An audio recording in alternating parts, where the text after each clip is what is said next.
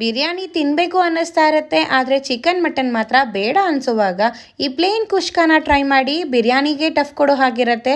ಒಂದು ಮೊಟ್ಟೆ ಇದ್ದರೆ ಸಾಕು, ಸ್ವರ್ಗನೇ. Full satisfaction. ಮಾಡೋದಂತೂ ಸಿಂಪಲ್ಲು. ಒಂದು ಸ್ವಲ್ಪ ಎಣ್ಣೆ, ತುಪ್ಪ, ಹೋಲ್ ಸ್ಪೈಸಸ್ನ ಹಾಕಿ ಫ್ರೈ ಮಾಡ್ಕೋಬೇಕು.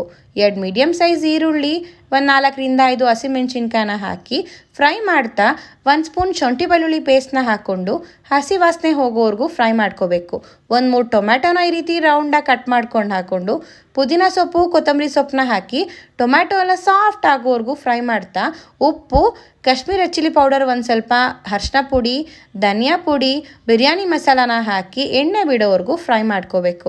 ಒಂದು ಸಣ್ಣ ಕಪ್ಪು ಮೊಸರನ್ನ ಹಾಕಿ ಇನ್ನೊಂದು 2ರಿಂದ 3 ನಿಮಿಷ ಹಾಗೆ ಫ್ರೈ ಮಾಡಿಕೊಂಡು ಕುಷ್ಕಾಗೆ ಬೇಕಾದಷ್ಟು ನೀರು, ಒಂದು ಅರ್ಧ ಗಂಟೆ ನೆನೆಸಿರುವಂಥ ಅಕ್ಕಿನ ಹಾಕಿ ಮಿಕ್ಸ್ ಮಾಡಿ ಸಾಲ್ಟ್ ಏನಾದರೂ ಬೇಕಿದ್ದರೆ ಹಾಕ್ಕೊಂಡು ಲಿಡ್ನ ಕ್ಲೋಸ್ ಮಾಡಿ ಒಂದು 2 ವಿಸಿಲ್ ಹಾಕ್ಸ್ಕೊಂಡ್ರೆ ಸಖತ್ ರುಚಿಯಾಗಿರೋ ಕುಷ್ಕಾ ರೆಡಿ.